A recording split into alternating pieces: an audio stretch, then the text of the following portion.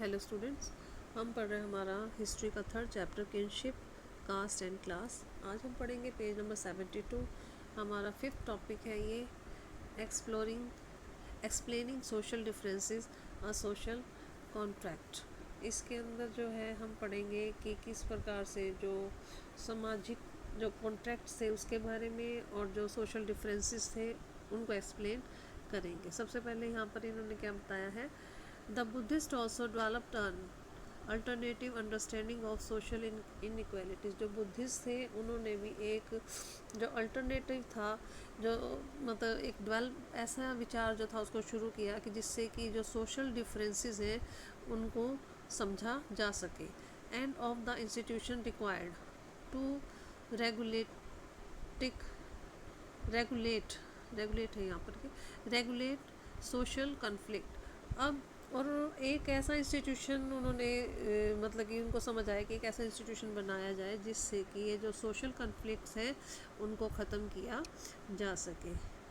अब यहाँ पर नेक्स्ट क्या बता रहे हैं, a in a myth found in a text. एक टेक्स्ट की बात करें जिसके अंदर एक मिथ था लिखा हुआ, सुत पिटक जो था उसके अंदर क्या लिखा हुआ था, दे सजेस्टेड दैट, क्या सजेस्ट कर रही थी, originally human beings did not have fully evolve bodily form, nor was the world of plants fully developed। वे जो ह्यूमन बींग्स थे और जो प्लांट्स जो थे वो एकदम से पूरे तरह से डेवलप नहीं थे। All beings lived in an idyllic state of peace. सभी जो थे मिलजुल कर, जो आइडलिक स्टेट थी, आइडल स्टेट थी, उसके अंदर शांति से, आइडल स्टेट थी जो शांति की, उसके अंदर ये सब रहते थे मिलकर। Taking from nature only what they needed for each meal. बस नेचर से वही लेते थे जो इन्हें खाने के लिए जितनी ज़रूरत होती थी। एक मिथ है जो इस उत्पिटक के अंदर लिखा हुआ है, वो बता रहे हैं यहाँ पर, how ever there were a gradual deterioration of this state of human being become increasingly greedy, vindictive and deceitful। अब यहाँ पर क्या बताया है इस पैराग्राफ के अंदर कि ये जो उस समय यही जो था एक डिटेरेशन जो है, ये एक पतन का कारण बना था ह्यूमन बींग्स के, क्योंकि ये बहुत ही ज़्यादा ग्रीडी हो चुके थे, मतलब कि लालची हो चुके थे, विंडिक्टिव होगा कि हिंसक हो चुके थे, डिसाइडफुल मतलब कपटी हो चुके थे।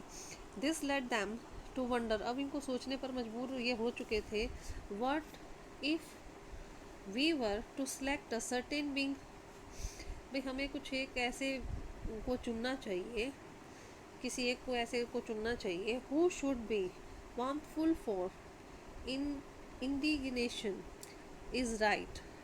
भाई एक ऐसा जो जिसे होना चाहिए कि मतलब कि गुस्सा करना चाहिए जब कोई ऐसा इंडिग्नेशन इज़ राइट, जब भाई उसका कारण सही हो।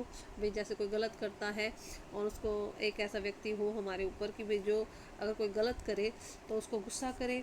Who should censure that we should rightly be censured and should vanish him who deserve to be vanished।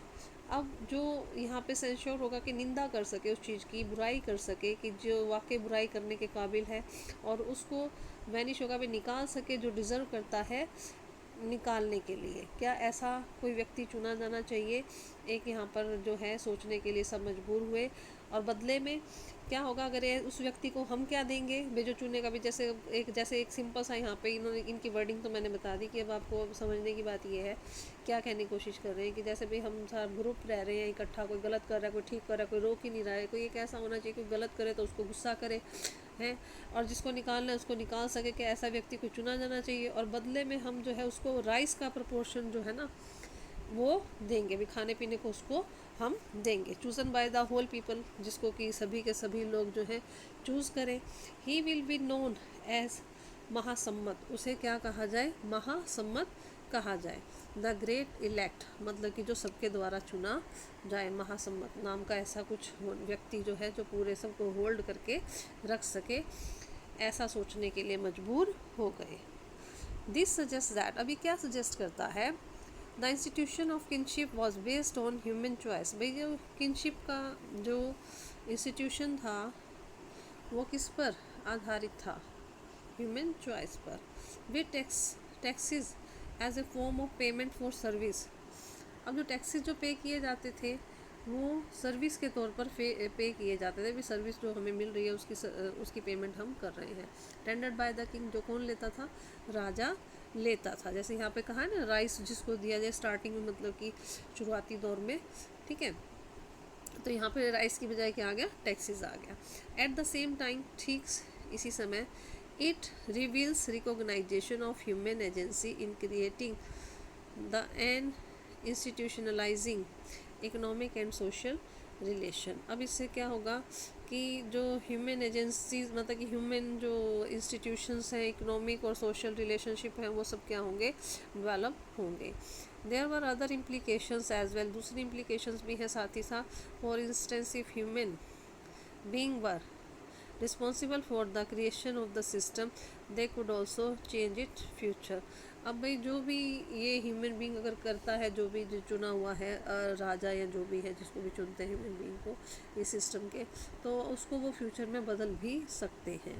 तो इस प्रकार का एक जो है सब मजबूर हुए, और एक कहने का यहाँ पे यही बताया है कि एक चुना हुआ व्यक्ति, जैसे राजा की यहाँ पे बात की गई है, तो एक ये लोग मतलब एक सिस्टम ऐसा बना था जिससे कि लोगों ने इस पर सोचना मजबूर किया था कि ऐसा व्यक्ति होना चाहिए। नेक्स्ट है आपका 6 point, handling text, historian and the Mahabharata. If you took through the sources cited in the chapter, जो इस चैप्टर के अंदर जो सोर्सेज दिए गए हैं, अगर तुम उन्हें देखोगे, once more you will notice, तुम दोबारा से क्या नोटिस करोगे? That historian consider several element what they analyse text. भाई ऐसे बहुत सारे एलिमेंट्स के कंसीडर किया जो भी उन्हें इस टेक्स्ट के अंदर मिले हैं। They examine whether text were written in Prakrit, Pali और Tamil language that were probably used by the ordinary people. अब उन्होंने इस चीज़ को भी एनालाइज किया है कि जो टेक्स्ट थे पाली तमिल लैंग्वेज के अंदर जो लिखे गए हैं, संस्कृत में पाली, प्राकृत और तमिल लैंग्वेज के अंदर लिखे गए हैं, और इन तीनों लैंग्वेजेस को ही ऑर्डिनरी लोग वहाँ के बोला करते थे। तो ऑर्डिनरी पीपल की लैंग्वेज क्या बता दी यहाँ पे? प्राकृत, पाली और तमिल। या फिर संस्कृत में लिखा हुआ है जिसको कि सिर्फ ज़्यादातर जो प्रीस्ट हैं या एलिट लोग हैं वही, उनको ही आती है संस्कृत लैंग्वेज, ठीक है। तो उन्होंने इस चीज़ को एनालाइज किया है। They also consider the kinds of text, उन्होंने किस प्रकार का ये जो टेक्स्ट है उसको भी कंसिडर किया है। Whether these mantras learn and chanted by the ritual specialist, क्या ये मंत्र वगैरह जो भी होते थे ये सिर्फ जो रिचुअल स्पेशलिस्ट थे, ब्राह्मण वगैरह थे, सिर्फ वही इनको करते थे। और जो स्टोरीज थी that people could have read, जो कि लोगों ने जो स्टोरीज पढ़ी हैं या सुनी है, एंड देन रिटोल्ड, और दोबारा से जो रिटोल्ड की जाती, मैं बताई जाती थी, if they found them interesting, भाई क्या अगर उनको अच्छी लगती तो क्या ये दोबारा से स्टोरीज बताई जाती थी। Decide they try to find out about the authors, इसके अलावा उन्होंने ऑथर्स के बारे में भी कोशिश की है जानने की। Whose perspective and idea shape the text, जिनके जो आइडियाज़ वगैरह जो थे, जो जिससे कि टेक्स्ट को शेप मिलती थी, उनके बारे में जानने की कोशिश की है। As well as the tended audience, और ऑडियंस के बारे में भी जानने की कोशिश की है।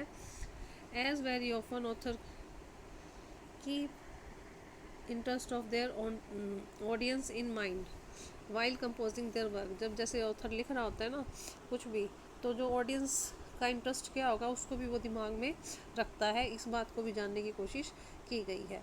And they try to ascertain the possibilities of dates of the completion and composition of the text as well as the place where they may have been composed। इसके साथ ही साथ किस तारीख को जो है इसकी शुरुआत हुई टेक्स्ट लिखने की, कब ये ख़त्म हुआ और किस जगह पर इसको लिखा गया, ये भी जो है जानने की कोशिश की गई है। It is only after making these assessment, इन सब असेसमेंट को जानने के बाद ही, that they drew on the content of the text to arrive at an understanding of their historical significance, कि उसके बाद ये सब जानने के बाद ही इस टेक्स्ट की वो एक अंडरस्टैंडिंग डेवलप उन्होंने की है कि क्या हिस्टोरिकल जो सिग्निफिकेंस था, महत्व था, वो इस चीज़ का रहा है। एज यू कैन इमेजिन, जैसा कि तुम इमेजिन कर सकते हो, this is a particularly different task for a text as complex as Mahabharata. ये एक बहुत ही मुश्किल काम था महाभारता जैसा जो एक कॉम्प्लेक्स टेक्स्ट है उसके बारे में। अब है 6.1 language and content. Let us look at the language. अब लैंग्वेज को देखते हैं इस टेक्स्ट की। The version of Mahabharata we have been considering is in Sanskrit. जो वर्जन है महाभारता के वो क्या है, संस्कृत में ही है। However, the Sanskrit used in the Mahabharata is far simple than of the Vedas or the Prashtastis discussed in chapter 2. As such, it was probably widely understood. जो संस्कृत यहाँ पर यूज़ की गई है वो बहुत ही आसान है किसके कंपैरेटिवली, सॉरी, तो जो वेदों के अंदर जो संस्कृत यूज़ की गई है, प्रशस्तिस के अंदर जो यूज़ की गई है चैप्टर 2 के अंदर, जिसे कि जैसा कि हम चैप्टर 2 में पढ़ चुके हैं, और ये लैंग्वेज ज़्यादातर सभी अंडरस्टूड इसको कर सकते थे।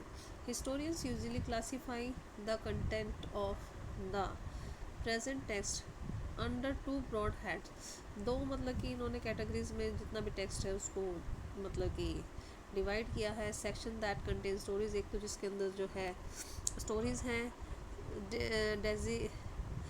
डेजिग्नेटेड एज द नरेटिव, जिसमें मतलब कि डेजिग्नेशन दिया गया है नरेटिव्स का। And the section that contain prescription about the social norm, एक ऐसा मतलब कि सेक्शन दिया गया जिसमें सामाजिक नॉर्म बताए गए हैं, नियम कायदे बताए गए हैं। डेजिग्नेटेड एज द डिडाक्टिक, जो कि बहुत ही ज़्यादा क्या है, शिक्षाप्रद है। ये एकदम डिडाक्टिक होगा, एकदम शिक्षा देने वाले हैं। This division is by no means writer type water type, मतलब ये जो डिवीज़न है बहुत ही ज़्यादा क्या है, वो नहीं है। वाटर टाइप मीन्स कि बहुत ही ज़्यादा रफ एंड टफ नहीं लिखी गई है कि भाई कम्प्लीटली यही है। The didactic section include stories. अब जो ये शिक्षाप्रद वाला जो सेक्शन है, शिक्षा देने वाला, उसके अंदर स्टोरीज इंक्लूड गई हैं। And the narrative often contain a social message, और इसके अंदर जो नरेटिव लिखा गया है क्या एक सोशल मैसेज भी लिखा गया है। However generally historians agree that the Mahabharata was meant to be a dramatic moving story. हालांकि जो हिस्टोरियंस हैं वो एग्री हुए इस बात से कि जो महाभारता है वो एक ड्रामेटिक और एक मूविंग स्टोरी है। And that the didactic portion was probably added later, और जो ये शिक्षा देने वाला जो प्रपोर्शन है इसके अंदर उसको बाद में इससे जोड़ा गया है। Interestingly the text is describe, जैसा कि टेक्स्ट ये बताता है, is an itihasa with in early Sanskrit tradition, कि ये एक इतिहास था संस्कृत ट्रेडिशन का। The literal meaning of the term is thus it was, इतिहास का क्या मतलब है, ऐसा ये था। Which is why it is generally translated as history, इसलिए इसे जो है ट्रांसलेट किया गया हिस्ट्री में। Was there a real war that was remembered in the epic, जो इस कथा के अंदर जो वॉर हुई है क्या वो सच में किसी को याद है। वी आर नॉट श्योर, हम इस बारे में श्योर नहीं है। सम हिस्टोरियंस थिंक दैट, कुछ हिस्टोरियंस ऐसा सोचते हैं, the memories of an actual conflict among kinfolk was preserve in the narrative, कि एक्चुअल जो कन्फ्लिक्ट हुआ था, जो लड़ाई झगड़ा हुआ था किंग फॉक्स के अंदर, वो प्रिजर्व था माइंड में और उसे ही यहाँ पर लिखा गया है। Other point out that there is no other corroborative evidence in the battle, जबकि दूसरे ये मानते हैं कि इस लड़ाई का किसी भी प्रकार का कोई एविडेंस नहीं मिला है। आज हम इतना ही करेंगे। यहाँ तो किसी की प्रॉब्लम हो तो कोई मुझसे डिस्कस कर लेना। Thank you.